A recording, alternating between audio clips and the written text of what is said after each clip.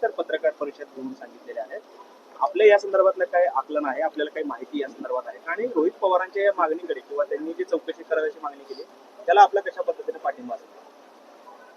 आता ते काय त्याबद्दलच आपण नाही सांगू शकत. बोलायचंय म्हणून बोलायचं असं करायला गेलं तर संवेदनशील गोष्टीला एखाद्या विषयाला माहित नसताना आपण त्याच्यावरती काय बोलू नये. परंतु जर त्यांना काही शंका असेल तर चौकशी व्हायलाच पाहिजे ना. दादा एक चांगला माणूस होते तर ती चौकशी व्हायला पाहिजे. अजय महाराज बारसकर आपल्या विरोधात कोर्टात गेलेले आहेत, त्या संदर्भात काय म्हणणं आहे? आपण जे कोण गेलं? बारसकर जे आहेत हा ते आपल्या विरोधात कोर्टात गेलेले आहेत.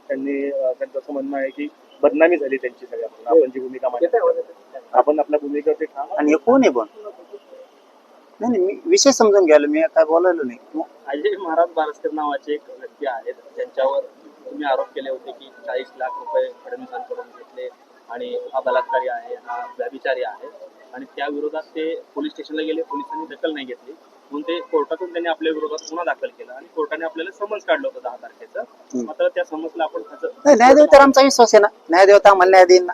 काय ते मला माहिती नाही तर कोण येईन काय असं कुणी जाऊ द्या त्या विषयाला काय नाही. जातीचं कल्याण करायचं ते आपल्यासाठी महत्वाचं. जातीचं वाटोळं करणाऱ्याकडे लक्ष नाही द्यायचं. आपण जो जातीचं लेकरांना भविष्यापासून वंचित ठेवतो, अन्न पाण्यापासून वंचित ठेवतो, त्याच्या अस्तित्व उद्ध्वस्त करतो अशा लोकांकडे ध्येय नाही द्यायचा.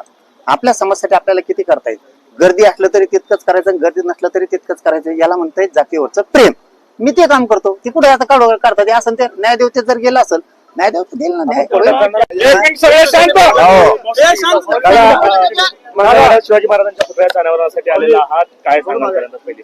मंगळवेढ्यामध्ये छत्रपती शिवरायांच्या शिवजयंतीच्या निमित्तानं तिथं उत्सव मोठा पार पडतोय. त्या निमित्तानं आज उद्घाटन पहिलं आहे. 19 फेब्रुवारी पर्यंत तो कार्यक्रम चालणार आहे. त्या निमित्तानं चाललोय. तुम्हालाही आणि महाराष्ट्रातल्या सगळ्या देशभरातल्या सगळ्या जनतेला शिवजयंतीच्या खूप खूप शुभेच्छा देतो. दादा, खरं तर अजितदादांचा जो अपघात झाला तो अपघात नसून घातपात आहे असं रोहित पवारांनी काल एक सविस्तर पत्रकार परिषद घेऊन सांगितलेले आहे.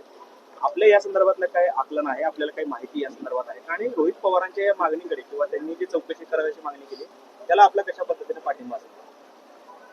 आता ते काय त्याबद्दलच आपण नाही सांगू शकत. बोलायचंय म्हणून बोलायचं असं करायला गेलं तर संवेदनशील गोष्टीला एखाद्या विषयाला माहित नसताना आपण